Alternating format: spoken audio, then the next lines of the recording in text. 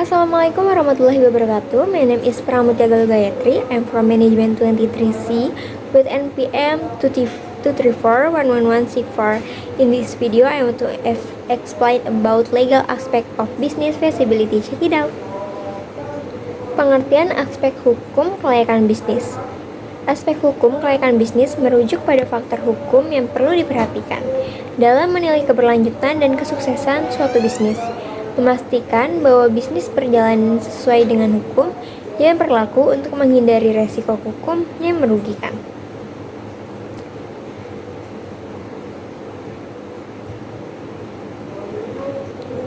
Pentingnya aspek hukum dalam bisnis. Yang pertama, perlindungan hukum. Menjamin kepastian hukum bagi semua pihak yang terlibat, meminimalisir resiko, untuk menghindari potensi gugatan, hukum, atau masalah kepatuhan. 3. Membangun kepercayaan, meningkatkan reputasi perusahaan di mata konsumen, investor, dan mitra bisnis. Aspek hukum dalam kelayakan bisnis. Yang pertama, legalitas. Memastikan bahwa usaha yang dijalankan terdaftar dan memiliki izin yang sah. Yang kedua, perjanjian dan kontrak. Kontrak yang jelas antara perusahaan dan pihak lain untuk menghindari sengketa. Yang ketiga, kepatuhan terhadap peraturan. Bisnis harus mematuhi regulasi yang berlaku, seperti perpajakan, lingkungan, ketenagakerjaan, dan lain-lain. Yang keempat, mendaftarkan hak paten, merek dagang, atau hak cipta untuk melindungi produk dan inovasi.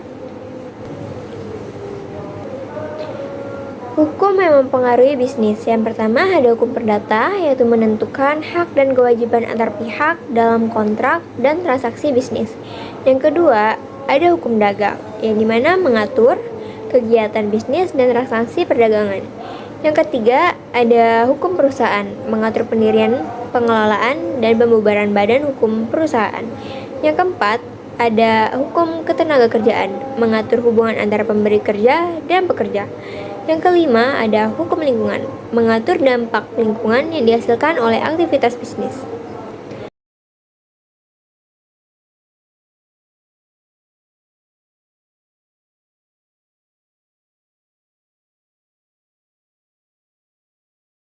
Kelayakan bisnis dari perspektif hukum. Yang pertama, analisis resiko hukum. Menilai potensi resiko hukum yang mungkin dihadapi dalam menjalankan bisnis, misalnya sengketa kontrak, klaim pihak ketiga.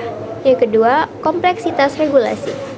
Mengidentifikasi peraturan yang relevan dan memastikan kepatuhan untuk menghindari sanksi.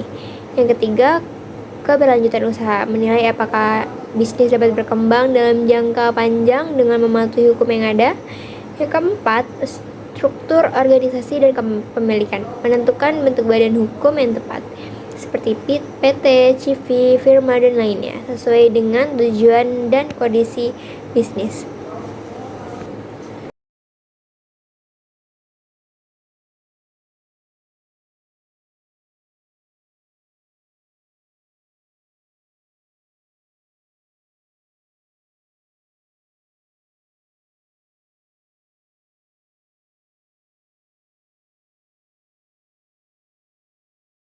Adapun contoh kasus pelanggaran hukum dalam bisnis. Yang pertama, pelanggaran kontrak. Misalnya, perusahaan tidak memenuhi kewajiban yang tercantum dalam kontrak kerja sama dengan mitra bisnis. Yang kedua, kepatuhan pajak. Tidak membayar pajak atau tidak mematuhi ketentuan perpajakan dapat menyebabkan denda atau sanksi. Yang ketiga, pelanggaran hak kekayaan intelektual. Menggunakan merek dagang atau paten tanpa izin dapat menimbulkan gugatan hukum.